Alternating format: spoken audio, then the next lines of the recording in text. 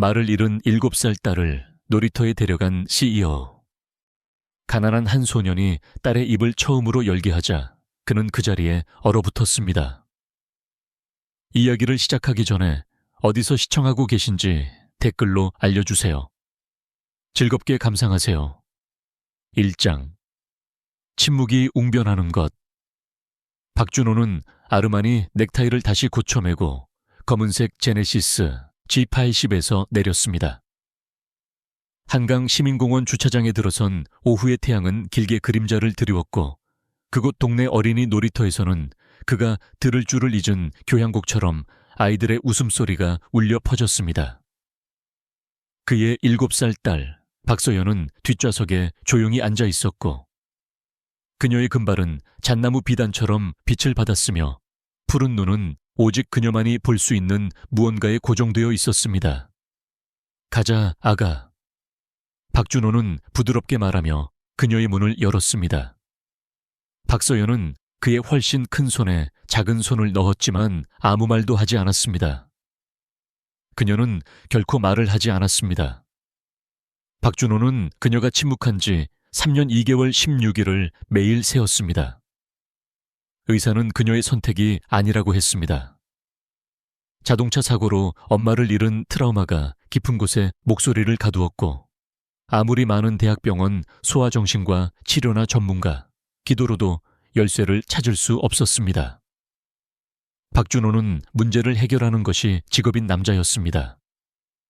재벌 대기업인 해리슨 산업의 CEO로서 그는 임원들로 가득 찬 이사회를 지휘하고 수백만 달러 규모의 계약을 협상하며 실패하는 기업을 성공 스토리로 바꿔놓았습니다.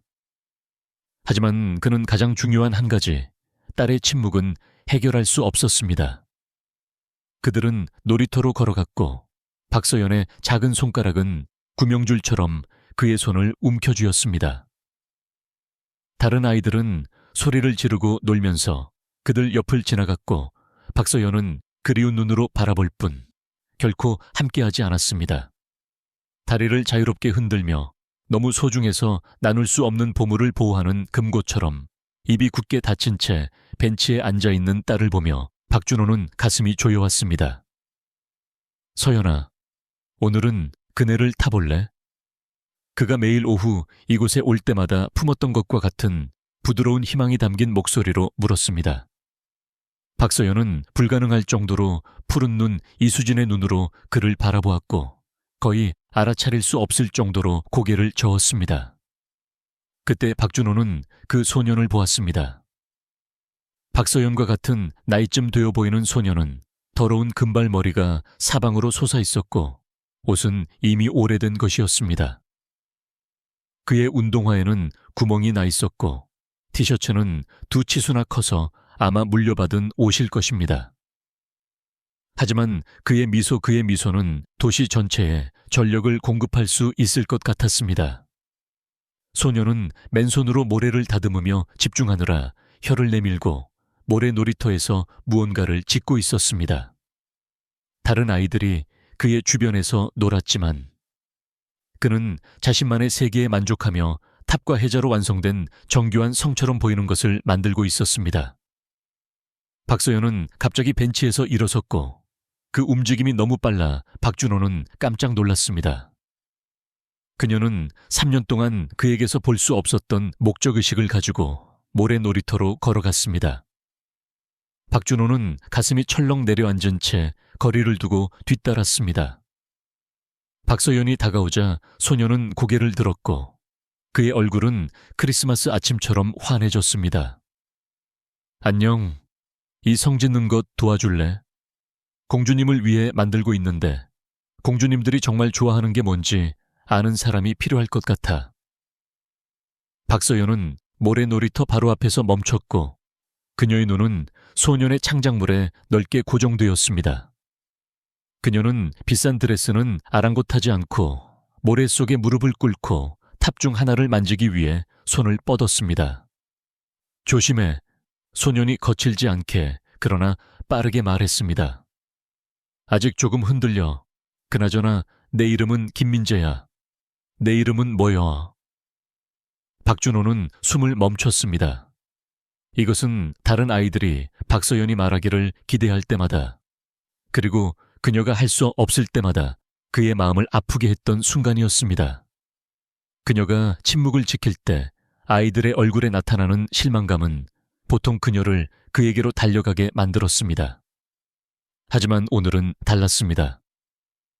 박서연은 입을 열었고 3년 2개월 16일 만에 모든 것을 바꾼 단 한마디를 속삭였습니다. 서연.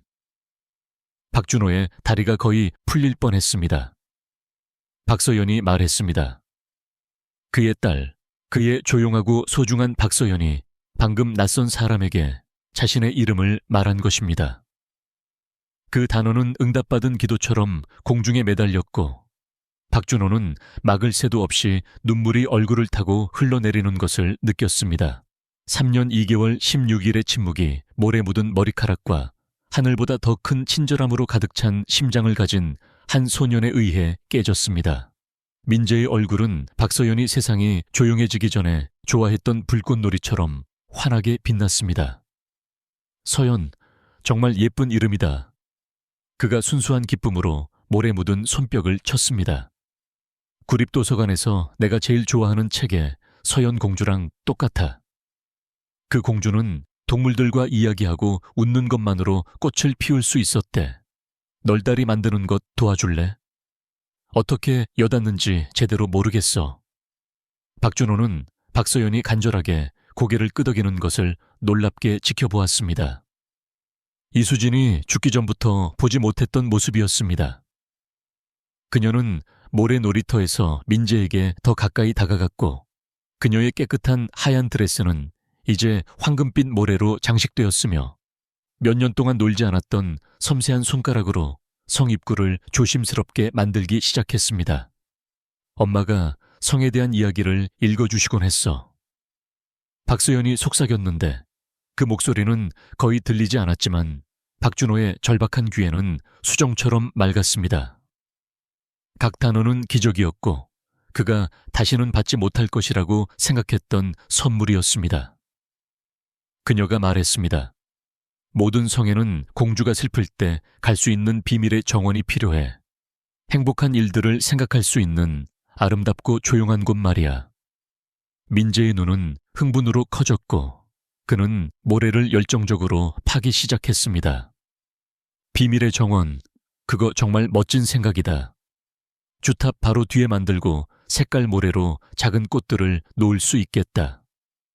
그는 파는 것을 멈추고 판단이 없는 호기심으로 박서연을 바라보았습니다. 내 엄마는 정말 똑똑하고 좋은 분인 것 같아.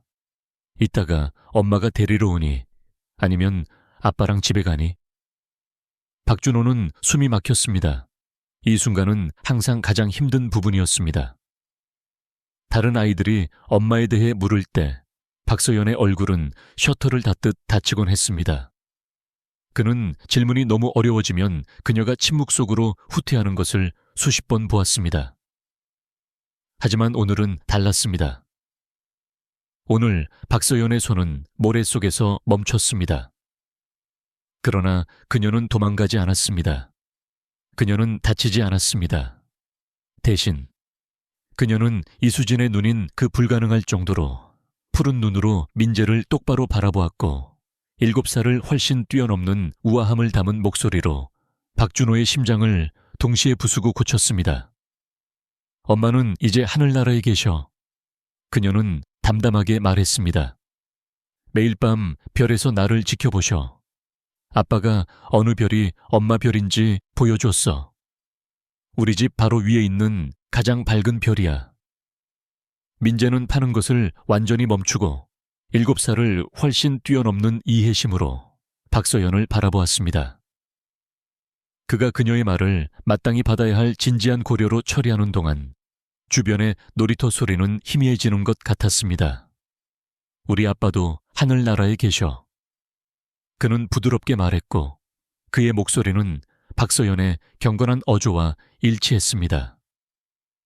내가 5살 때 가셨지만 아빠에 대한 모든 것을 기억해. 세상에서 가장 큰 손을 가지셨고 가장 멋진 모래성을 지으시곤 했어. 엄마는 아빠가 하늘에서 가장 큰 별, 윙크하는 것처럼 보이는 별에서 나를 지켜보신대. 엄마는 내가 무섭거나 외로울 때 가끔 좋은 꿈을 보내주신다고 했어. 박준호는 그의 심장이 동시에 팽창하고 부서지는 것을 느꼈습니다. 이 두 아이 모두 그렇게 어린 나이에 상실을 경험했지만 모래 놀이터에서 서로를 발견하고 아이들만이 가질 수 있는 순수한 정직함으로 가장 깊은 고통을 나누고 있었습니다. 그들은 너무 빨리 성장해야 하는 삶에서 오는 담담한 수용으로 죽음과 천국에 대해 이야기했습니다. 어쩌면 하늘나라에서 친구일지도 몰라. 박서연이 제안했습니다. 그리고 3년이 넘는 시간 동안 처음으로 진정한 미소가 그녀의 입가에 걸렸습니다. 의사들과 치료사들을 위해 익힌 공손하고 연습된 미소가 아니라 희망의 진정한 자발적인 표현이었습니다. 분명 그럴 거야. 민재는 그의 미소와 일치하는 자신의 미소로 동의했습니다. 그리고 우리가 여기서 친구가 된 것을 정말 기뻐할 거라고 장담해. 어쩌면 오늘 우리가 서로를 찾는 것을 도와주셨을지도 몰라. 오후에 태양이 지기 시작하면서 모든 것을 마법처럼 보이게 하는 황금빛 색조가 놀이터를 감쌌을 때 박준호는 뭔가 심오한 일이 일어나고 있음을 깨달았습니다. 그의 딸은 단지 말하는 것이 아니라 치유되고 있었습니다. 그녀의 영혼 깊은 곳에 갇혀있던 부분이 햇빛을 향해 뻗어나가는 꽃처럼 열리고 있었고, 이 모든 것은 구멍난 신발과 하늘보다 더 큰 심장을 가진 한 소년 덕분이었습니다. 하지만 그들이 성과 우정을 똑같이 조심스럽게 쌓아 올리는 것을 지켜보면서 박준호는 이 순간이 너무 완벽하고 너무 깨지기 쉽다는 느낌을 떨칠 수 없었습니다. 오늘 오후가 끝나면 어떻게 될까? 내일 또는 다음 주에는 어떻게 될까? 이렇게 아름다운 것이 정말 지속될 수 있을까? 아빠, 민재 우리 집에 올 수 있어? 그들이 제네시스크 기태십으로 걸어 돌아갈 때 박서연이 물었고, 그녀의 작은 손은 여전히 박준호의 손을 잡고 있었지만 이제 그가 익숙해졌던 절박한 필요 대신 흥분된 에너지가 담겨 있었습니다. 그녀의 목소리에는 그가 잊고 지냈던 가벼움이 담겨 있었습니다. 박준호는 모래 놀이터를 뒤돌아보았습니다.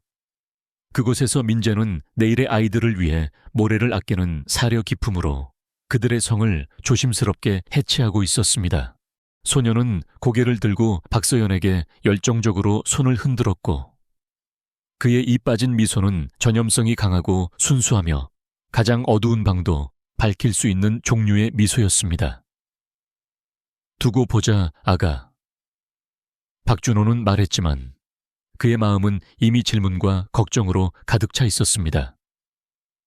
이 아이는 누구일까? 그의 부모님은 어디에 계실까?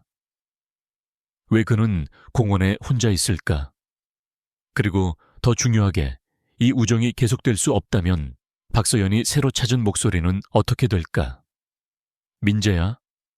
박준호는 CEO의 본능이 발동하며 소년에게 다가가며 소리쳤습니다. 누가 널 데리러 오니? 꽤 늦어지고 있어. 소년은 지칠 줄 모르는 에너지로 달려왔고, 모래는 여전히 그의 낡은 옷에 달라붙어 있었고 머리는 사방으로 솟아 있었습니다. 아, 나 걸어서 집에 가. 멀지 않아. 서울 외곽 재개발 예정 달동네에 있는 낡은 양조장을 지나 세탁소 모퉁이만 돌면 돼. 엄마는 8시까지 분식집에서 일하시거든. 그래서 나는 방과 후에 대부분 여기 와. 가끔은 구립도서관에 먼저 가지만 공원은 내가 제일 좋아하는 곳이야. 물건을 만들고 상상력을 발휘할 수 있으니까. 박준호는 등골이 오싹했습니다. 서울 외곽 재개발 예정 달동네는 경찰도 2명씩 순찰하는 도시에서 가장 위험한 동네 중 하나였습니다. 7살짜리 아이가 매일 오후 그 거리를 혼자 걷는다는 생각은 상상조차 할 수 없었습니다. 부모들을 걱정으로 밤에 잠 못 들게 하는 종류의 일이었습니다. 얼마나 오랫동안 혼자 걸어 다녔니? 박준호는 매일 직면하는 위험을 완전히 이해하기에는 너무 어린 사람의 태어남으로 대답하는 그 소년의 모습을 보며 자신의 목소리를 아무렇지 않은 척 유지하려고 노력했습니다. 9월에 학교가 시작된 이후로 엄마는 내가 이제 7살 반이니까 충분히 책임감이 있다고 하셔. 게다가 옆집 가르시아 아주머니가 창문으로 날 지켜보시고 모퉁이 가게의 피트 아저씨는 항상 손을 흔들어 주시고 가끔 할머니들 짐 드는 것을 도와드리면 공짜 사탕을 주시거든. 박서연은 박준호의 소매를 끈질기게 잡아당겼고 그녀의 눈은 어떤 생각으로 빛났습니다. 아빠, 민재 집까지 태워다 주면 안 돼. 어두워지고 있고 어두울 때는 혼자 걸으면 안 돼. 박준호는 오랫동안 공허하고 생기 없었던 딸의 애원하는 눈을 바라보았고 몇 년 만에 처음으로 그녀의 진정한 요청을 거부할 수 없다는 것을 알았습니다. 그가 박서연에게 느끼는 보호 본능은 그녀에게 목소리를 돌려준 이 놀라운 소년에게도 자연스럽게 확장되었습니다. 물론이지, 민재야. 집까지 태워다 줄까? 기꺼이 데려다 줄게. 차를 타고 가는 길은 박준호가 어린 시절의 회복력에 대해 알고 있다고 생각했던 모든 것을 바꿔놓는 계시였습니다. 민재는 학교, 그가 이야기 시간을 돕게 해주는 그가 가장 좋아하는 정 선생님. 이웃들이 모두 찾는다는 그의 엄마의 유명한 김치찌개, 그리고 별들 사이에서 아버지를 방문하기 위한 우주 비행사가 되겠다는 그의 엄청난 꿈에 대해 논스톱으로 이야기했습니다. 박서연은 모든 단어에 매달렸고 가끔 자신의 부드러운 의견을 덧붙였으며 박준호의 귀에는 그 모든 것이 기적이었습니다. 정말 우주에 가고 싶니? 그녀가 물었습니다. 무서울 것 같은데. 무섭지 않아. 민재는 부드럽게 고쳤습니다. 놀라워. 생각해봐, 서연아. 거기서 세상 전체를 볼 수 있고 여기서 그렇게 커 보이는 모든 문제들이 작게 보일 거야. 게다가 우주에서 보는 하늘나라는 훨씬 더 멋질 거라고 장담해. 그들이 서울 외곽 재개발 예정 달동네에 있는 작고 낡은 노후 빌라 건물 앞에 차를 세웠을 때 박준호의 마음은 가라앉았습니다. 페인트는 오래된 피부처럼 벽에서 벗겨지고 있었습니다. 앞계단은 아주 작은 무게에도 무너질 듯했고 여러 창문은 유리 대신 판지로 덮여 있었습니다. 이것은 가장 가혹하고 용서 없는 형태의 가난이었습니다. 태워주셔서 감사합니다, 아저씨. 민재는 그들이 함께 보낸 오후에도 박준호의 성을 모른다는 것을 깨닫고 잠시 멈췄습니다. 해리슨. 박준호는 소년의 얼굴을 조심스럽게 지켜보며 대답했습니다. 박준호입니다. 민재의 눈은 인식과 진정한 흥분으로 커졌습니다. 해리슨 산업처럼 구름을 비추는 반짝이는 창문이 많은 시내의 그 큰 빌딩 말이에요. 엄마가 주말에 가끔 추가 도움이 필요할 때 거기 사무실을 청소하시거든요. 박준호는 소년이 자신의 회사를 알 뿐만 아니라 그렇게 열정적으로 이야기한다는 사실에 놀라 고개를 끄덕였습니다. 엄마는 항상 거기서 일하는 사람들은 모든 것이 너무 깨끗하고 멋지기 때문에 정말 중요할 거라고 말씀하세요. 민재는 순수한 자부심으로 활짝 웃었습니다. 정말 멋지다, 서연아. 네 아빠는 정장을 입은 슈퍼히어로 같으시다. 민재가 마지막 순간까지 열정적으로 손을 흔들며 건물 안으로 사라졌을 때 박준호는 깊이 걱정스러운 무언가를 깨달았습니다. 박서연은 다시 목소리를 찾았습니다. 하지만 그 대가는 무엇일까? 민재는 박준호가 거의 이해하지 못하는 세상, 그에게는 다른 행성처럼 낯선 고군분투와 불확실성의 세상에 살고 있었습니다. 이렇게 다른 두 세계가 충돌하면 어떻게 될까? 그리고 더 중요하게 이 우정이 계속될 수 없다면 박서연에게는 무슨 일이 일어날까? 다음 날 아침 박준호는 몇 년 전 이수진이 만든 독서 공간에 있는 딸의 침실 창가에 앉아 가장 좋아하는 파란색 드레스를 완전히 차려입고 침대 옆 디지털 시계를 열심히 응시하고 있는 박소연을 발견했습니다. 창문의 커튼 사이로 햇빛이 스며들어 그녀의 금발을 후광처럼 비추었습니다. 아직 7시 30분이야, 아가. 공원에 가려면 3시까지는 기다려야 해. 그가 세상이 침묵하기 전에 박소연이 가장 좋아했던 창가 좌석에 그녀 옆에 앉으며 부드럽게 말했습니다. 오늘 좀 더 일찍 가면 안 돼? 박소연이 물었고 그녀의 목소리는 어제보다 더 맑고 강했으며 각 단어는 이전 단어보다 더 자신감이 있었습니다.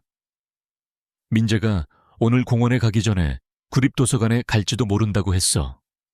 그는 어린아이들에게 이야기를 읽어줄 건데 그 애가 어떤 책을 좋아하는지 보고 싶어. 어쩌면 내가 도와줄 수도 있고. 박준호의 가슴은 기쁨과 걱정으로 동시에 부풀어 올랐습니다. 박서연은 완전한 문장으로 말하고 있었고 그들의 조용하고 조심스럽게 통제된 일상을 넘어서는 활동에 대한 열정을 보이고 있었습니다. 이 모든 것은 희망으로 가득 찬 긍정적인 신호였습니다. 하지만 그녀의 전체적인 감정적 회복은 24시간도 채 안 되는 시간 동안 알게 된 한 작은 소년에게 달려있는 것 같았고 그 의존성은 그를 두렵게 했습니다. 서연아, 민재에 대해 이야기해야 해. 박준호는 위험한 강을 건너는 징검다리처럼 단어를 신중하게 고르며 조심스럽게 시작했습니다. 그는 멋진 아이고 네가 친구가 된 것이 정말 기뻐. 하지만 그는 내 가장 친한 친구야. 박소연이 박준호를 완전히 놀라게 하는 단호함으로 말을 잘랐습니다. 그는 사람들을 그리워하고 가끔 아픈 가슴에 구멍이 있는 것을 이해하고 아빠, 그는 내가 다시 말하고 싶게 만들어. 그와 함께 있을 때 말이 더 이상 갇혀 있는 것 같지 않아. 그녀의 진술의 단순함과 정직함은 박준호에게 물리적인 충격처럼 다가왔습니다. 민재가 그녀를 다시 말하고 싶게 만들었습니다. 돈으로 살 수 있는 최고의 치료사들의 3년. 아동 심리학자들, 전 세계에서 날아온 전문가들과의 수많은 세션. 이 모든 것이 서울 외곽 재개발 예정 달동 내에서 온 한 소년과의 오후 한 번이 이룬 것을 성취하지 못했습니다. 그날 오후 그들은 민재가 말했던 대로 정확히 구립도서관에서 그를 발견했고 그들을 맞이한 광경은 박준호의 숨을 멎게 했습니다. 민재는 어린이 섹션에 앉아 있었고 다양한 어린아이들에게 둘러싸여 있었으며 그는 생기 있는 목소리와 표현력이 풍부한 몸짓으로 이야기를 현실로 만들어내는 동안 아이들은 그를 넋을 잃고 지켜보았습니다. 그러자 용은 자신이 전혀 무서운 존재가 아니라는 것을 깨달았습니다. 그는 단지 외롭고 오해를 받았을 뿐이었죠. 민재는 그의 목소리가 생기 있고 매력적이며 이야기를 연기하면서 온몸이 움직이는 가운데 말하고 있었습니다. 아무도 그에게 왜 불을 뿜는지 물어본 적이 없었어요. 그들은 단지 소리를 지르며 도망쳤을 뿐이죠. 그래서 공주가 마침내 앉아서 그의 감정에 대해 물었을 때 그는 불을 뿜는 대신 기쁨의 눈물을 흘리기 시작했습니다. 박소연은 주저없이 걸어가 다른 아이들과 함께 다채로운 카펫 위에 가부좌를 틀고 앉았고 민재의 이야기에 완전히 몰두했습니다. 박준호는 근처 책장 뒤에서 놀라움과 감동으로 지켜보았습니다. 사고 이후 다른 아이들과 거의 교류하지 않았던 그의 딸이 이제 그룹의 일부가 되어 마치 결코 침묵하지 않았던 것처럼 이야기와 함께 웃고 박수를 치고 있었습니다. 이야기 시간이 끝나고 아이들이 각자의 책을 찾으러 흩어졌을 때 민재는 박소연을 발견했고 그의 얼굴은 크리스마스 아침처럼 환해졌습니다. 서연아, 네가 왔구나. 용 이야기 들었어? 그 이야기는 무서워 보이는 사람들이 단지 속으로 슬픈 것일 수도 있다는 것을 가르쳐 주기 때문에 내가 제일 좋아하는 이야기 중 하나야. 나는 모두가 행복하게 이해받는 이야기들을 사랑해. 나도. 박서연은 커져가는 자신감으로 대답했습니다. 민재야, 너는 여기서 매일 이야기를 읽어주니 너는 등장인물들을 정말 현실처럼 느끼게 만드는 것을 정말 잘해. 정 선생님이 수요일과 금요일에 이야기 시간 돕는 걸 허락해 주셔. 민재는 분명한 자부심으로 설명했습니다. 선생님은 내가 등장인물들에게 생명을 불어넣고 아이들이 책과 연결되도록 돕는 특별한 재능이 있다고 말씀하셔. 나는 언젠가 내 책을 쓰고 싶어. 슬픈 아이들이 더 나아지고 덜 외롭다고 느끼도록 돕는 이야기들 말이야. 박준호는 그의 가슴 속에서 근본적인 무언가가 바뀌는 것을 느꼈습니다. 이것은 단지 운 좋은 만남이나 일시적인 밝은 순간이 아니었습니다. 민재는 진정으로 특별했습니다. 그의 타고난 공감 능력, 아이들을 대하는 그의 직관적인 방식, 분명한 고난에도 불구하고 그의 회복력, 이것들은 살 수 없고 가르칠 수 없으며 만들어낼 수 없는 자질들이었습니다. 그들이 함께 도서관을 떠날 때 박서연은 완전히 신뢰하며 그녀의 빈손을 민재의 손에 넣었고, 이수진이 죽은 이후 박준호가 경험했던 어떤 것보다 더 자연스럽게 느껴지는 세 사람의 연결고리를 만들었습니다. 3년이 넘는 시간 동안 처음으로 그는 그들이 실제로 다시 가족이 될 수 있을 것 같은 느낌을 받았습니다. 하지만 그때 민재가 박준호의 커져가는 평화감을 산산조각 내고 모든 것을 바꾼 무언가를 언급했습니다. 아, 그나저나 아줌마께서 어제 태워주셔서 아저씨께 고맙다고 전해달라고 하셨어요. 박준호 아저씨. 제가 집에 15분 늦게 도착해서 걱정하셨대요. 하지만 제가 서연이와 우리 성에 대해, 그리고 우리 둘 다 하늘나라에 있는 사람들을 그리워한다는 것을 말씀드렸더니 아줌마는 기쁨의 눈물을 흘리셨어요. 민재는 잠시 멈추고 그의 표정은 그의 나이를 넘어 갑자기 진지해졌습니다. 아줌마는 제가 아빠를 그리워하는 대신 새 친구를 사귀는 것에 대해 이야기한 것이 몇 달 만에 처음이라고 하셨어요. 특히 강제 퇴거 통보가 온 이후로 아줌마가 요즘 저에 대해 많이 걱정하세요. 숨기려고 하시지만 저는 아줌마가 무서워한다는 것을 알아요. 박준호의 피가 얼어붙었습니다. 강제 퇴거 통보. 이 완벽하고 치유적인 우정은 강제 퇴거라는 잔인하고 최종적인 무언가에 의해 파괴될 위기에 처해 있었습니다. 박준호는 저녁 내내 아무 것에도 집중할 수 없었습니다. 박서연이 몇 년 만에 처음으로 방에서 조용히 인형들과 이야기하며 집안을 음악처럼 떠다니는 정교한 이야기들을 만들어내는 동안 그의 마음은 민재가 무심코 언급한 강제 퇴거 통보로 가득 찼습니다. 그는 이것이 자신의 책임이 아니라고 스스로를 설득하려고 노력했습니다. 그는 어려운 결정을 내리고 사업은 사업이고 감정은 성공적인 사람들이 감당할 수 없는 사치라는 것을 이해함으로써 해리슨 산업을 아무것도 없는 상태에서 구축했습니다. 자신의 삶에 닿는 모든 사람의 재정적 문제에 개인적으로 개입하는 것은 재앙을 초래하는 방법이었습니다. 하지만 눈을 감을 때마다 그는 민재의 이 빠진 미소를 보았고 이수진이 죽은 이후 처음으로 집안에 울려 퍼지는 박서연의 웃음소리를 들었습니다. 사업 원칙과 딸의 기적적인 회복을 어떻게 저울질할 수 있을까? 자정에 박준호는 자신의 마후간이 판자서재에서 노트북을 켜고 서울 외곽 재개발 예정 달동네 3비회대에 그가 찾을 수 있는 모든 것을 연구하고 있는 자신을 발견했습니다. 그가 공공기록에서 발견한 것은 삶의 불공평함에 대한 슬픔과 분노가 뒤섞인 채 그의 속을 뒤집어 놓았습니다. 김선영 28세은 3개의 시간제 일자리를 전전했습니다. 이른 아침에는 최저 임금을 받으며 사무실을 청소하고 저녁 시간에는 분식집에서 설거지를 하고 일정이 허락할 때 가끔 이웃집 아이들을 돌보았습니다. 그녀의 남편 디에고는 18개월 전 건설 사고로 사망했으며 3주 동안의 생존을 위한 싸움에서 엄청난 의료비를 남겼고 그 충격을 완화할 생명보험은 없었습니다. 강제 퇴거 통보는 석 달치 밀린 월세, 총 180만 원 떼번 때문이었습니다. 박준호는 화면의 숫자를 믿을 수 없다는 듯 쳐다보았습니다. 180만 원어 80만 원. 그는 레르나드에서 한 번의 저녁 식사에 그보다 더 많은 돈을 썼습니다.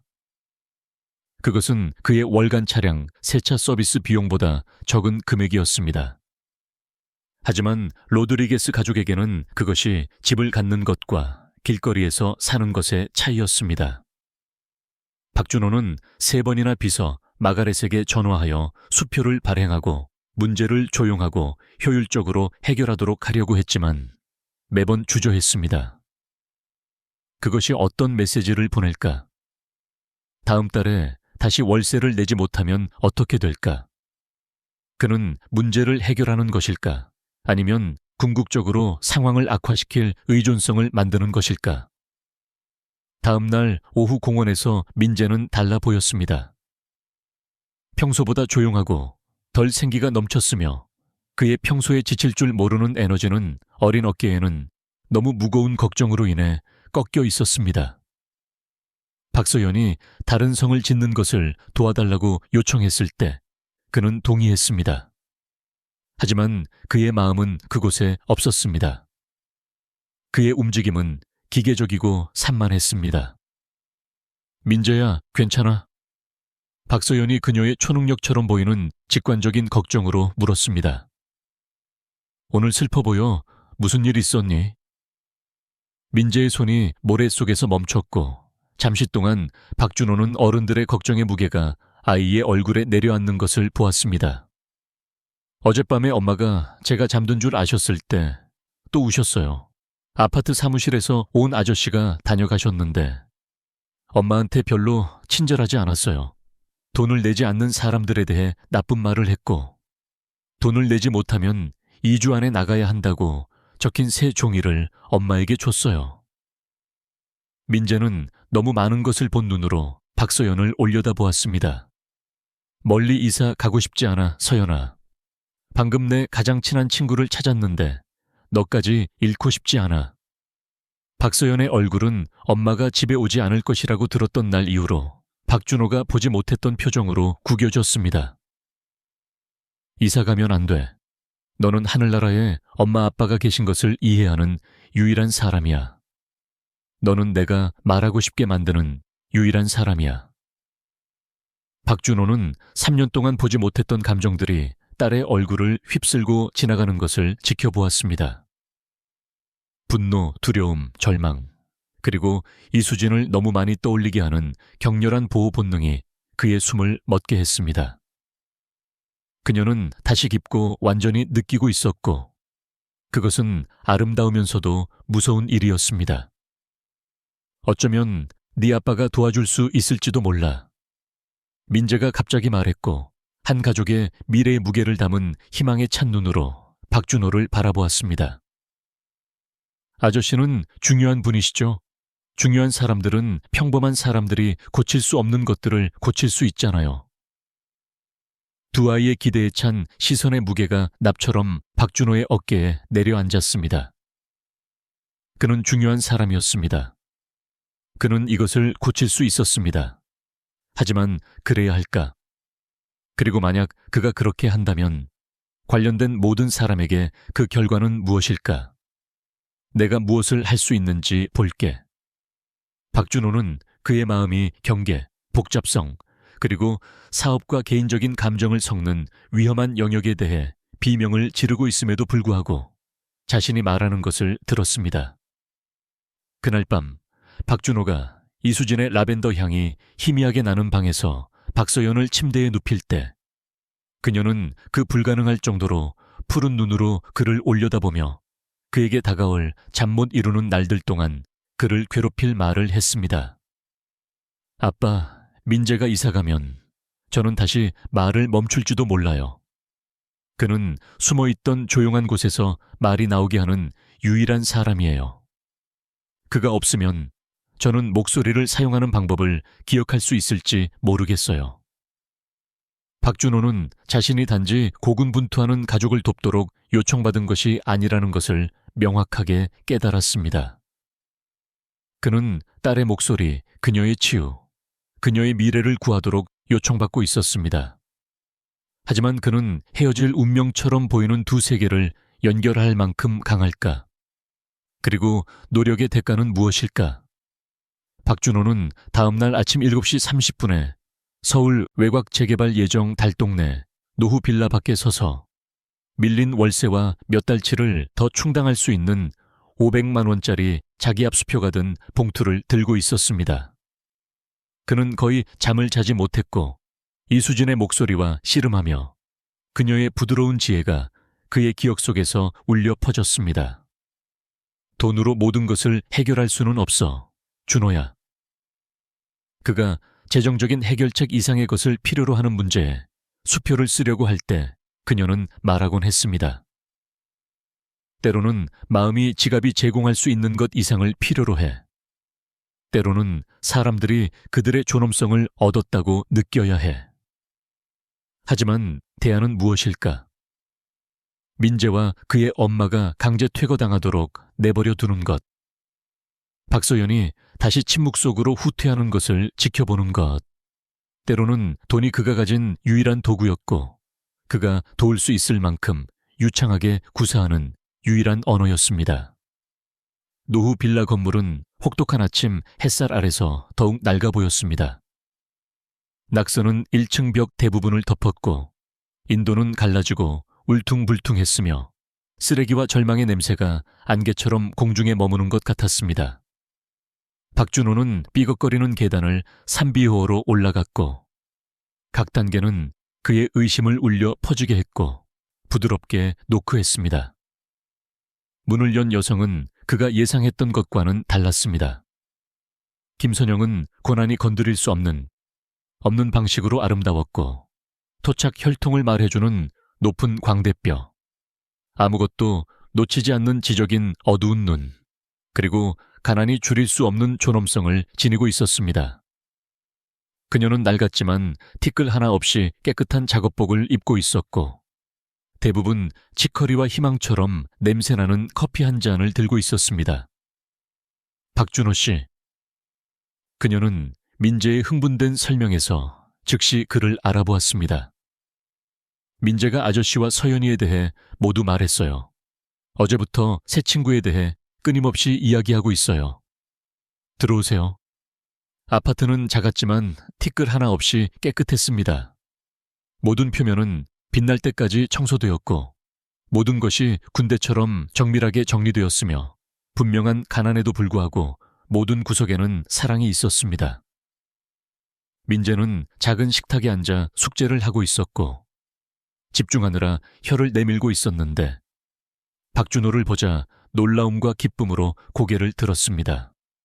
박준호 아저씨, 서연이 아빠, 제 방 보러 오셨어요. 아빠가 하늘나라 가시기 전에 주신 망원경이 있는데 가끔 별을 보면서 하루 일과를 말씀드려요. 민재야, 숙제 끝내렴. 그녀의 목소리는 아이의 닷 역할을 하는 엄마의 권위를 담고 있었고 김선영은 그에게 궁금한 눈으로 돌아섰습니다. 저희 집이 너무 작아서 죄송합니다. 커피 한 잔 드릴까요? 고급은 아니지만 진합니다. 박준호는 겸손한 공간을 둘러보았습니다. 조심스럽게 수리된 가구, 냉장고를 덮고 있는 손으로 그린 그림, 이용 가능한 모든 표면에 쌓여있는 간호학 교과서. 이것은 단순한 가난이 아니었습니다.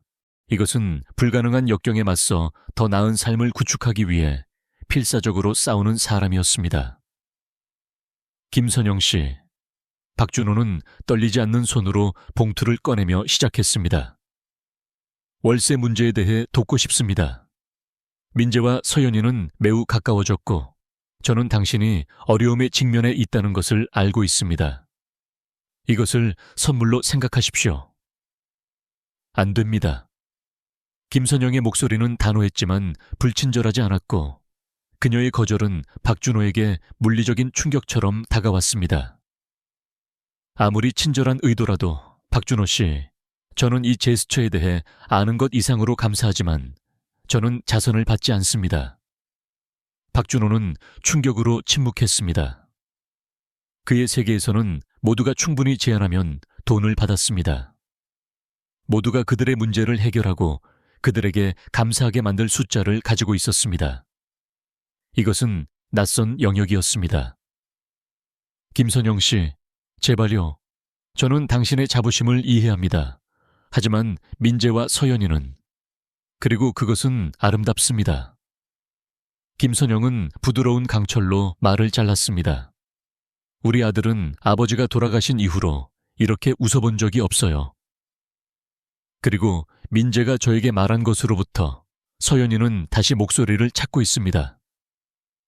하지만 돈은 우정을 사지 못합니다, 박준호 씨.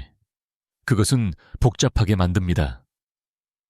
아이들이 헤쳐나가야 할 필요가 없는 불균형을 만듭니다. 그럼 제가 무엇을 할 수 있을까요? 박준호는 진심으로 혼란스럽고 완전히 낯선 방식으로 무력감을 느끼며 물었습니다. 제가 막을 힘이 있는데 당신이 강제 퇴거당하는 것을 그냥 지켜볼 수는 없습니다. 김선영은 오랫동안 그를 연구했고 그녀의 지적인 눈은 그의 영혼을 꿰뚫어 보는 것 같았습니다. 그녀가 말했을 때 그녀의 말은 모든 것을 바꿀 것이었습니다. 돕고 싶으세요? 저에게 일자리를 주세요. 혜택과 미래가 있는 진정한 일자리요. 저는 간호학 학위를 마칠 때까지 2학기가 남았지만 계속할 여유가 없습니다. 단순히 아무것도 해결하지 못하는 임시 방편을 지불하는 것이 아니라 지속적인 것을 구축하는 것을 도와주세요. 민재는 숙제에서 고개를 들었고 그의 어린 얼굴은 박준호를 놀라게 하는 이해심으로 빛났습니다. 엄마는 정말 똑똑하세요, 박준호 아저씨. 엄마는 최고의 간호사가 될 거예요. 그리고 아픈 사람들을 더 낫게 돕는 분이 될 거예요. 마치 서연이가 아빠를 그리워하는 것을 더 낫게 돕고 제가 서연이가 목소리를 찾도록 도운 것처럼요. 그것은 돕는 순환 같아요. 박준호는 이 놀라운 여성과 그녀의 비범한 아들을 바라보았습니다. 그는 그들의 상황에 대해 모든 것을 완전히 오해했다는 것을 깨달았습니다. 이것은 자선에 관한 것이 아니었습니다. 그것은 기회, 존엄성, 그리고 의미 있는 것을 구축할 기회에 관한 것이었습니다. 하지만 먼저 그는 민재가 무심코 드러낸 무언가를 알아야 했습니다. 이 7살짜리 소년이 상실, 치유, 그리고 인간적인 연결의 기적적인 힘이 삶을 변화시키는 것에 대해 정확히 얼마나 이해하고 있었을까요? 3일 후 박준호는 해리슨 산업 42층에 있는 자신의 집행회의실에서 김선영과 마주 앉았습니다. 대조는 극명했습니다. 김선영은 그녀의 가장 좋은 드레스를 입고 있었지만 그것은 여전히 분명히 중고였고 이탈리아 가죽 의자와 도시 전체를 볼 수 있는 바닥부터 천장까지 이르는 창문으로 둘러싸여 있었습니다. 저희 인사과와 이야기했습니다. 박준호는 마호가니 테이블을 가로질러 폴더를 밀어넣으며 시작했습니다. 저희 사내 복지 헬스케어 팀에 빈자리가 있습니다. 이 직책은 직원들을 위한 건강 서비스를 조정하고 저희 의료진과 협력하며 궁극적으로 복지 이니셔티브를 관리하는 것을 포함합니다. 이는 당신의 배경과 미래의 간호학 학위에 완벽합니다. 김선영은 폴더를 열었고 급여 수치를 읽으면서 그녀의 눈이 커졌습니다. 박준호 씨, 이것은 제가 3가지 일을 합쳐서 6개월 동안 버는 것보다 더 많습니다. 더 있습니다. 박준호는 이상한 긴장과 흥분이 뒤섞인 감정을 느끼며 계속했습니다. 이 직책에는 전액 건강보험 혜택, 간호학 학위를 마칠 수 있는 학비 환급, 그리고 민재가 일 끝날 때까지 학교 후에 머무를 수 있는 건물 내 어린이집 시설이 포함됩니다. 그가 그녀를 만난 이후 처음으로 김선영은 진심으로 놀란 것처럼 보였습니다. 그녀는 오랫동안 서류를 응시한 다음 눈물이 글썽이는 눈으로 박준호를 올려다보았습니다. 왜요? 그녀는 간단히 물었습니다. 이것은 엄청나게 관대하지만 왜 이러시는 거죠? 이것은 우리 아이들 사이에 우정을 돕는 것을 훨씬 넘어섭니다. 박준호는 지난 3일 동안 자신에게도 같은 질문을 수백 번 물었습니다. 대답은 이수진이 죽은 이후 그가 피하려고 했던 진실처럼 느리고 고통스럽게 결정화되었습니다. 박서연이 단순히 목소리를 되찾은 것이 아니기 때문입니다. 그가 조용히 말했습니다. 그녀는 빛을 되찾았습니다. 그리고 민재에게는 특별한 무언가가 있습니다. 가르치거나 살 수 없는 무언가.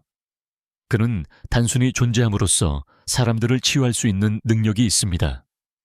저는 그가 서연이에게 한 일, 그가 도서관에서 아이들과 하는 일을 보았습니다. 그것은 단순한 우정이 아닙니다. 그것은 선물입니다. 김선영의 손이 페이지를 넘기면서 약간 떨렸습니다. 이 직책은 즉시 시작됩니다. 당신이 감당할 수 있다면 내일부터요. 전환하는 동안 임시주거 지원을 제공할 것입니다. 그리고 아니요.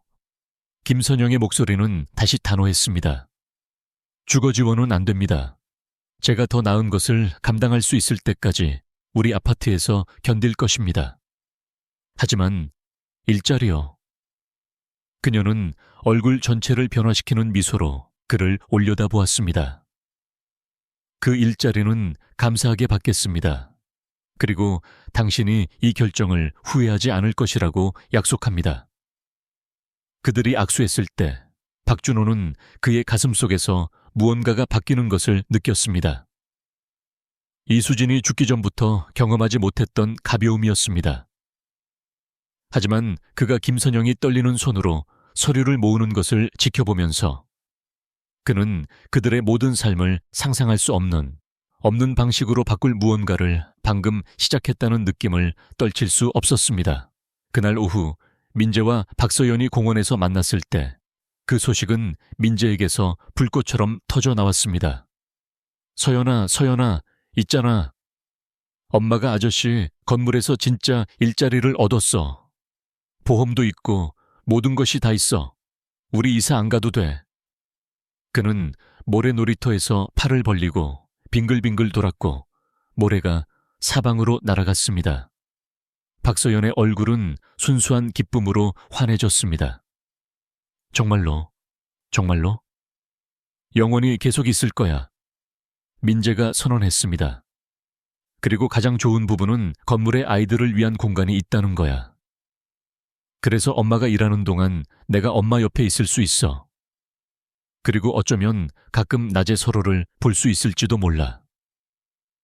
박준호는 그의 가슴 속에서 낯설고 멋진 따뜻함으로 그들의 축하를 지켜보았습니다.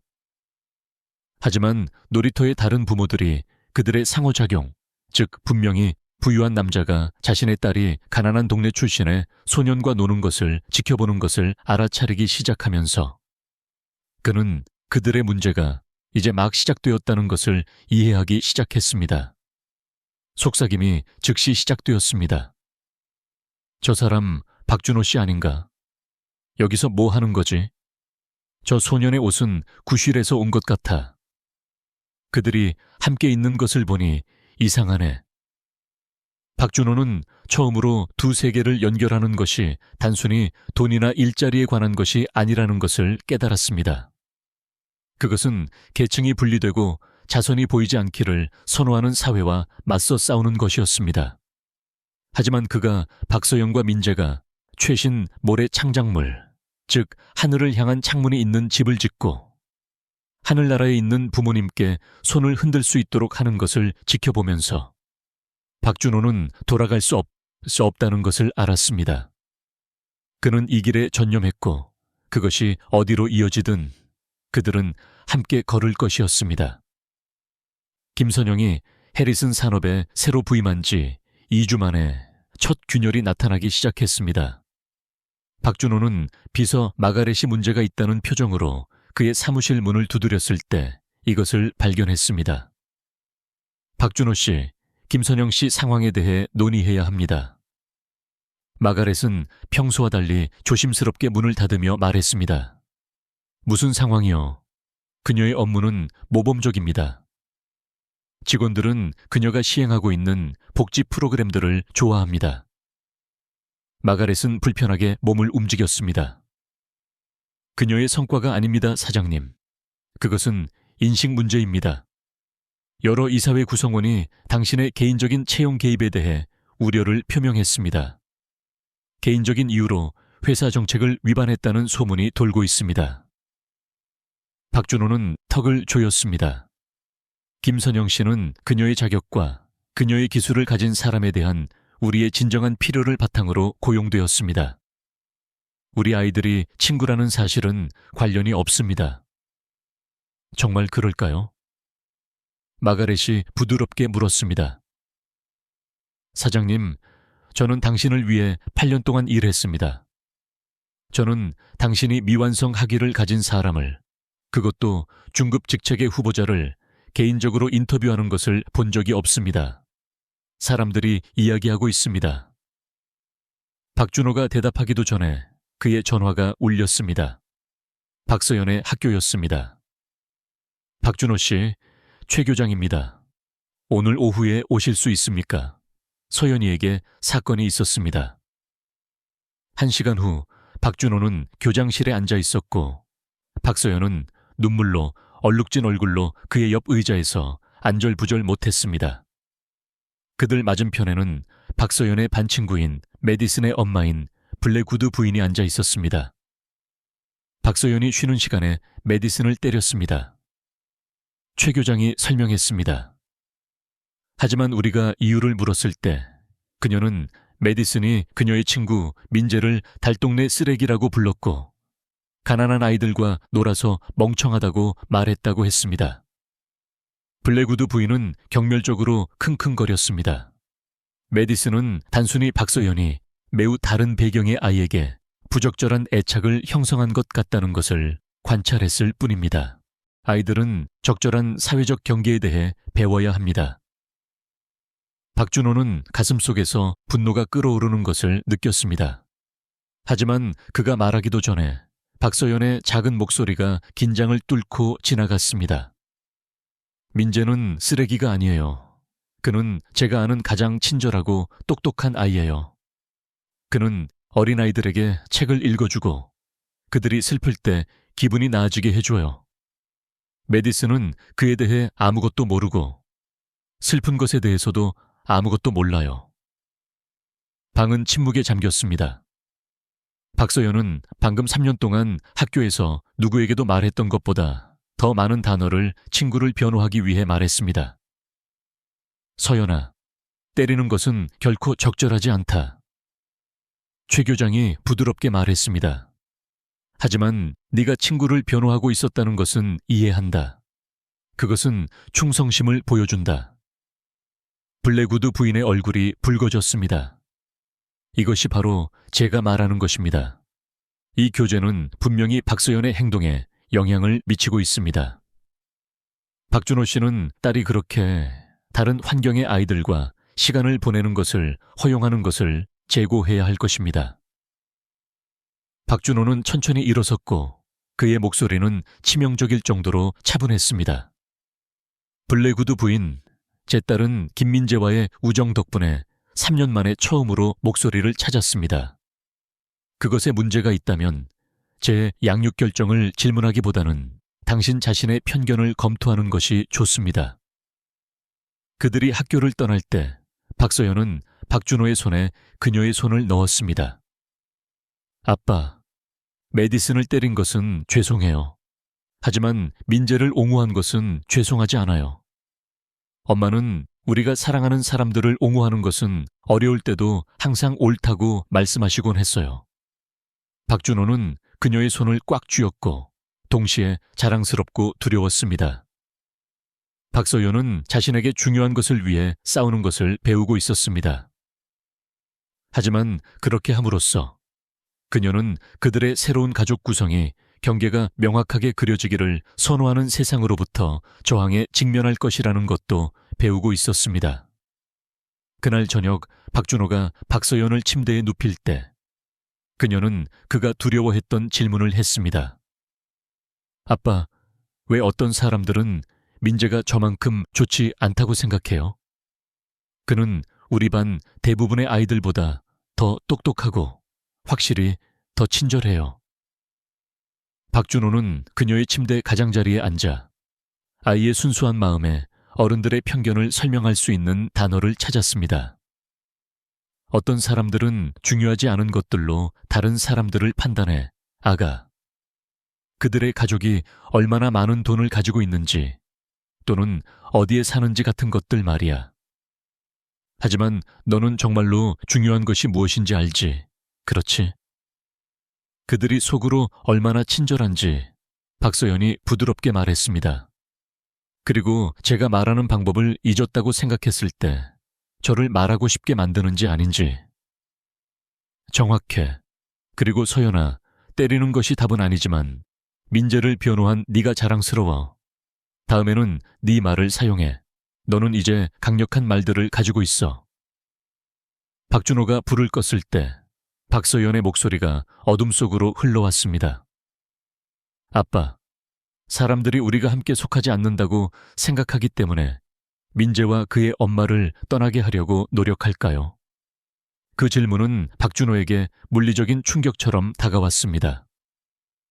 왜냐하면 진실은 그가 그 대답이 예일지도 모른다고 두려워하기 시작했기 때문입니다. 위기는 11월의 추운 화요일 아침에 찾아왔습니다.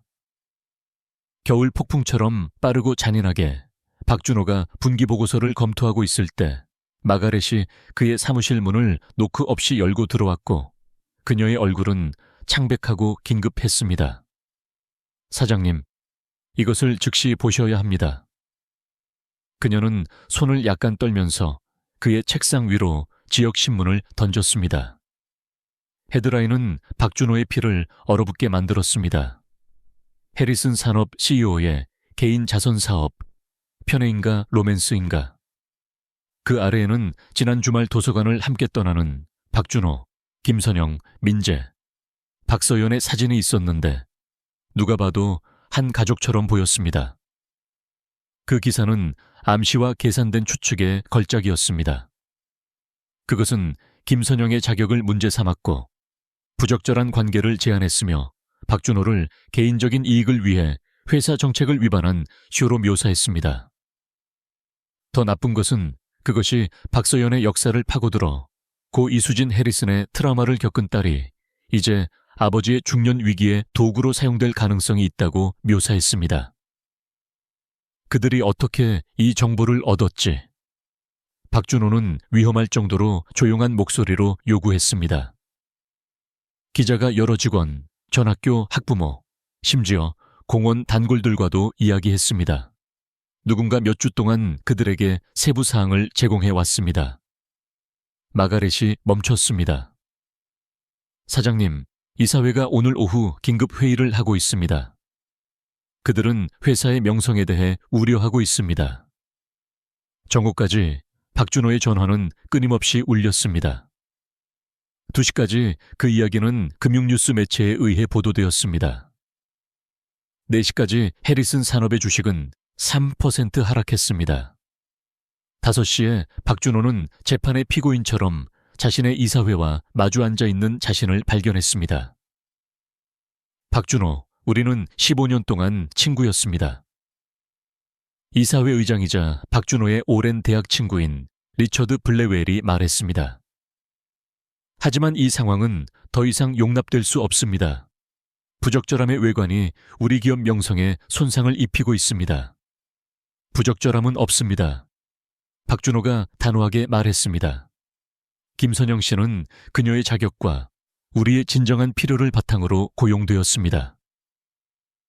미완성 학위와 기업 경험이 없는 여성이 업계 표준보다 30% 높은 급여로 고용되었고 그녀의 아들은 당신 딸의 가장 친한 친구입니다. 이사회 구성원 패트리샤 웰스가 고개를 저었습니다. 박준호, 모든 것이 규정에 맞더라도 외관은 끔찍합니다. 박준호는 몇 년 동안 알고 지낸 얼굴들, 회사의 미래를 맡겼던 사람들을 방에서 둘러보았습니다. 저에게 그녀를 해고하라고 요청하는 것입니까? 침묵은 팽팽한 철사처럼 늘어졌습니다. 우리는 당신에게 무엇이 더 중요한지에 대한 결정을 내리도록 요청하고 있습니다. 리처드가 조용히 말했습니다. 당신의 개인적인 관계입니까? 아니면 당신의 아내가 당신이 구축하도록 도운 회사입니까? 이수진에 대한 언급은 박준호에게 뺨을 맞는 것처럼 다가왔습니다.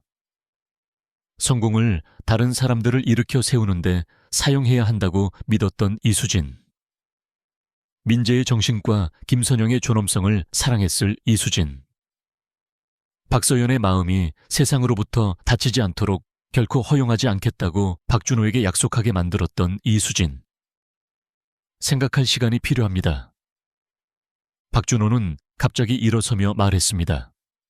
금요일까지입니다. 패트리샤가 말했습니다.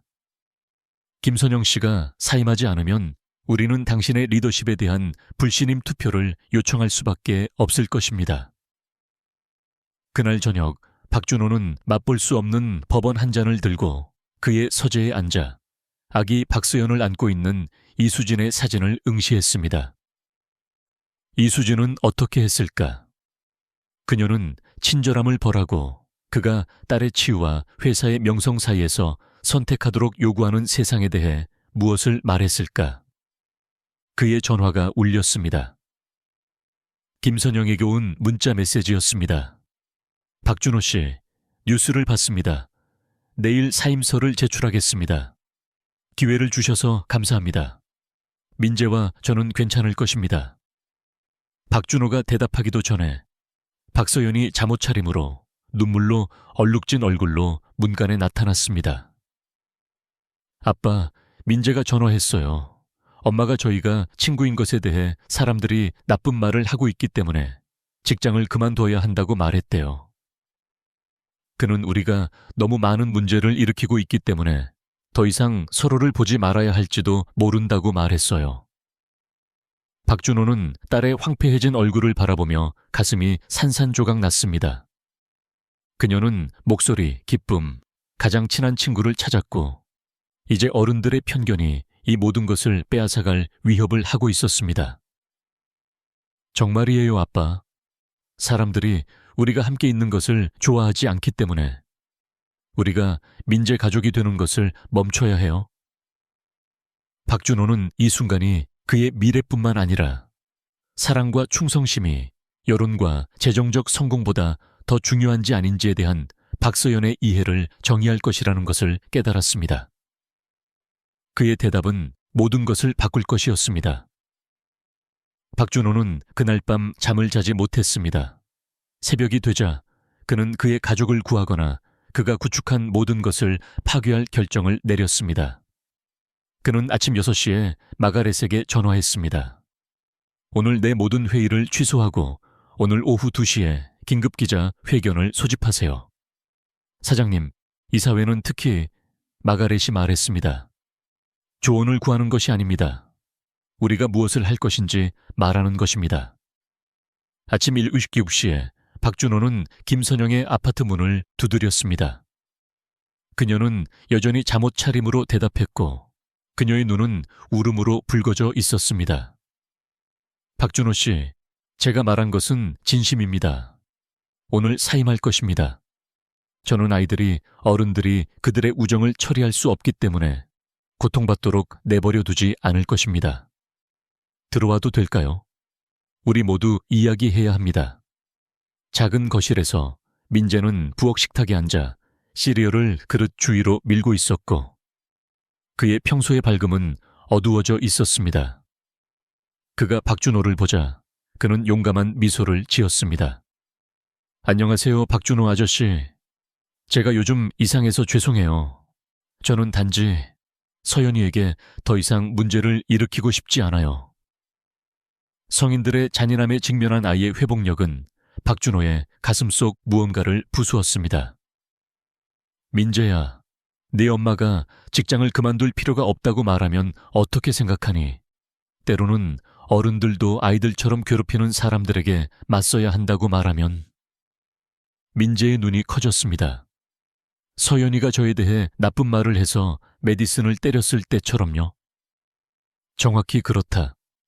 때리는 대신 나는 내 말들을 사용할 것이다. 아주 공개적인 말들을. 김선영은 그를 응시했습니다. 박준호 씨, 당신은 우리 때문에 당신의 회사를 위험에 빠뜨릴 수 없습니다. 그럴 가치가 없습니다. 그럴 가치가 없습니다. 당신이 틀렸습니다. 박준호가 조용히 말했습니다.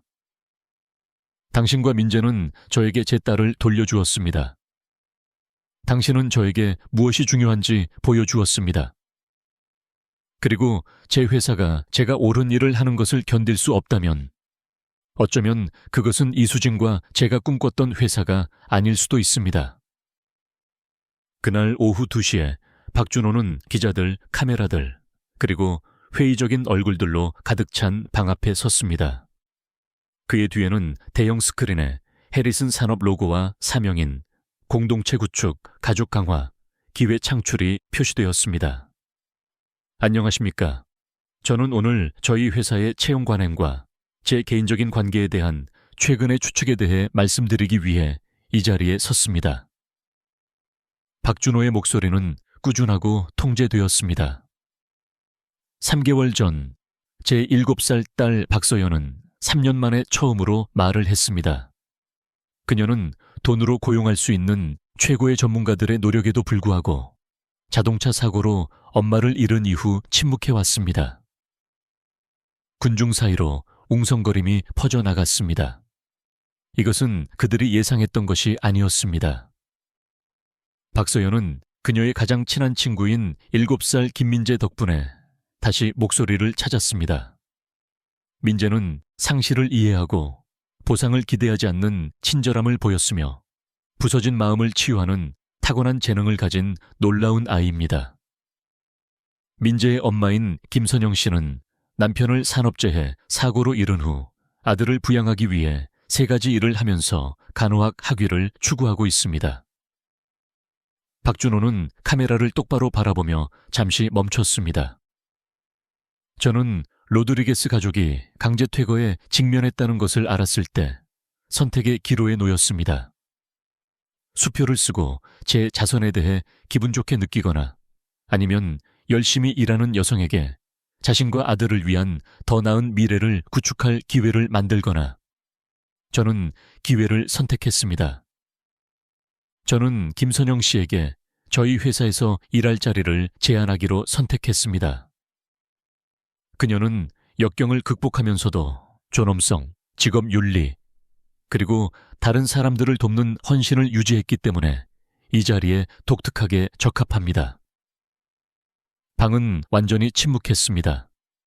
해리슨 산업은 항상 성공이 다른 사람들을 일으켜 세우지 않는다면 아무 의미가 없다는 원칙을 지지해왔습니다. 오늘 저는 그 약속을 재확인합니다. 김선영 씨는 우리 아이들이 친구이기 때문에 고용된 것이 아니라 이 회사가 세워진 가치들을 구현하기 때문에 고용되었습니다. 이 결정을 지지할 수 없는 이사회 구성원은 사임하는 것을 환영합니다. 박준호는 마이크에 더 가까이 다가갔고 그의 목소리는 힘을 얻었습니다. 저는 제 딸이 목소리를 찾은 것에 대해 사과하지 않을 것입니다. 저는 누군가의 거주지에 관계없이 재능을 인정한 것에 대해 사과하지 않을 것입니다. 그리고 저는 미국에서 아이들 사이의 우정이 면밀히 조사되는 것이 아니라 축하되어야 한다고 믿는 것에 대해 사과하지 않을 것입니다. 박준호가 연단에서 내려올 때 기자들은 질문을 외쳤지만 그는 그들 모두를 무시했습니다. 그는 말해야 할 것을 말했습니다. 이제 그는 그 결과를 감수해야 했습니다. 그가 차에 도착하기 전에 그의 전화가 울렸습니다. 리처드 블랙웰의 이름이 화면에 깜박였습니다. 박준호, 도대체 무슨 짓을 했다고 생각하는 거야? 진실을 말했습니다, 리처드. 우리가 하는 방법을 잊어버린 것 같습니다. 이사회는 오늘 밤 회의를 합니다. 당신의 묘책은 필요 없을 것입니다. 박준호가 말을 잘랐습니다. 왜냐하면 저는 방금 중요한 것을 기억했기 때문입니다. 저는 이 회사의 52%를 소유하고 있습니다. 즉, 저는 이 사회의 뜻에 따르는 것이 아니라 이 사회가 제 뜻에 따라야 한다는 뜻입니다. 반대편의 침묵은 귀청이 터질 듯 했습니다. 이제 실례하겠습니다. 저는 학교에서 제 딸을 데리러 가야 합니다. 그녀는 아마도 그녀의 우정이 그녀가 소중히 여기는 모든 것을 파괴할 것인지 궁금해하고 있을 것입니다. 그리고 저는 그녀에게 어떤 것들은 싸울 가치가 있다고 말해줄 수 있습니다. 박준호는 전화를 끊으면서 이수진이 죽은 이후 처음으로 그녀가 결혼했던 남자, 즉 옳은 일을 하는 것이 편안한 것보다 더 중요하다는 것을 믿었던 남자처럼 느껴진다는 것을 깨달았습니다. 하지만 진정한 시험은 박소연이 기다리고 있는 질문을 할 때 올 것입니다. 그는 그들의 새로운 가족을 구했는가? 아니면 그의 공개적인 입장이 상황을 더 악화시켰는가? 대답은 박준호가 예상했던 것보다 빨리 왔습니다. 그가 박소연의 학교에 도착했을 때 그는 교장실에 김민재와 함께 앉아있는 그녀를 발견했고 두 아이 모두 세상이 뒤집힌 7살짜리 아이치고는 놀랍도록 침착해 보였습니다. 두 아이는 손을 잡고 있었습니다. 박준호 씨, 박준호가 들어서자 최 교장이 일어섰습니다. 아이들이 오늘 함께 있기를 고집했기 때문에 전화를 드렸습니다. 상황을 고려할 때 언론의 관심으로부터 안전할 수 있도록 그들을 사무실에 두는 것이 최선이라고 생각했습니다. 창문을 통해 박준호는 학교 주차장에 뉴스밴들이 있는 것을 볼 수 있었고 이야기의 중심에 있는 아이들을 엿보기 위해 카메라를 든 기자들이 기다리고 있었습니다. 아빠. 박소연이 뛰어올라 그에게 달려갔습니다. 아빠가 정말로 TV에서 모두에게 민재와 민재 엄마가 머물러야 한다고 말씀하셨어요.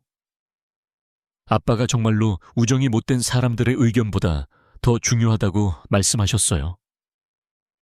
그랬단다, 아가. 너와 민재가 우리 가족에게 어떤 의미인지 그들에게 진실을 말했단다. 민재는 더 주저하며 다가왔습니다. 박준호 아저씨, 엄마가 직장에서 TV로 아저씨 연설을 보셨어요. 엄마가 우셨지만 이번에는 행복한 눈물이었어요. 아저씨가 자기가 만난 사람 중에서 가장 용감한 사람이라고 하셨어요. 민재야, 네 엄마가 용감한 사람이야. 너를 혼자 키우고 더 나은 삶을 구축하기 위해 열심히 일하는 것, 그것이 진정한 용기란다. 박준호 씨, 최 교장이 부드럽게 말을 잘랐습니다. 알려드릴 것이 있습니다. 당신의 기자회견이 방송된 후 우리는 200통 이상의 전화를 받았습니다. 대부분은 지지하는 전화였습니다. 부모들은 그들의 아이들이 사회적 경계를 넘어 우정을 찾은 것에 대한 그들 자신의 이야기를 나누었고 사람들은 당신이 입장을 취한 것에 대해 칭찬했습니다.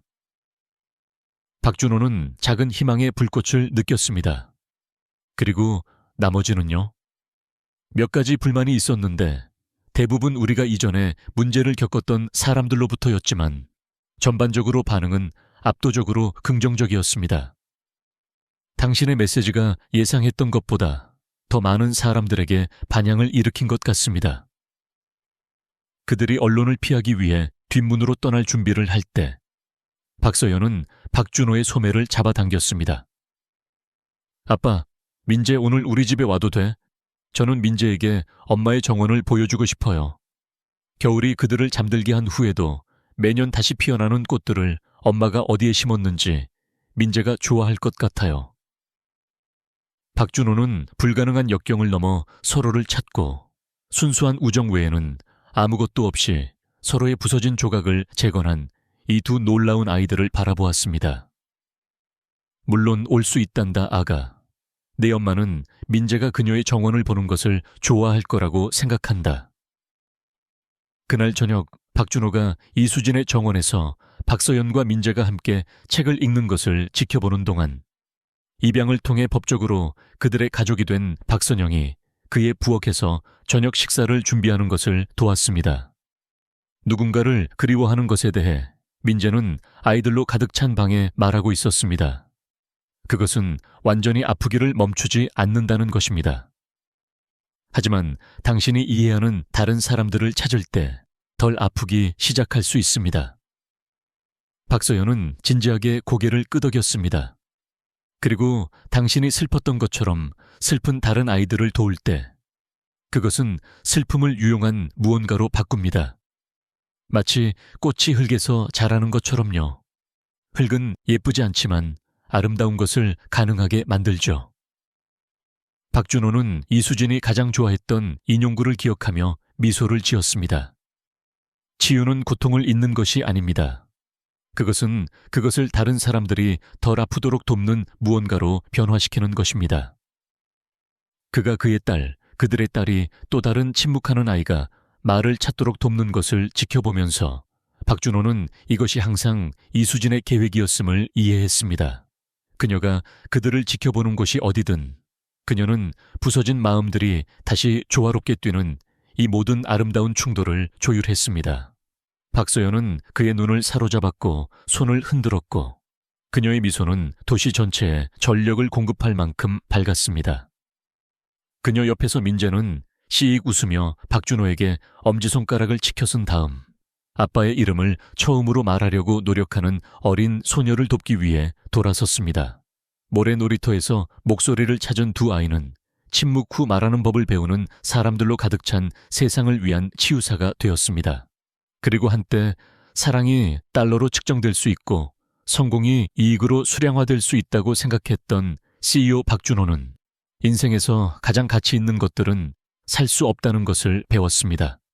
그것들은 단지 선택되고 육성되고 깨질 위험에도 불구하고 열린 채로 남아있을 만큼 용감한 마음으로 공유될 수 있을 뿐이었습니다. 결국 박서연은 처음부터 옳았습니다. 때로는 세상에서 가장 아름다운 것은 단순히 두 부서진 사람들이 서로를 고치기로 선택하는 것이었습니다.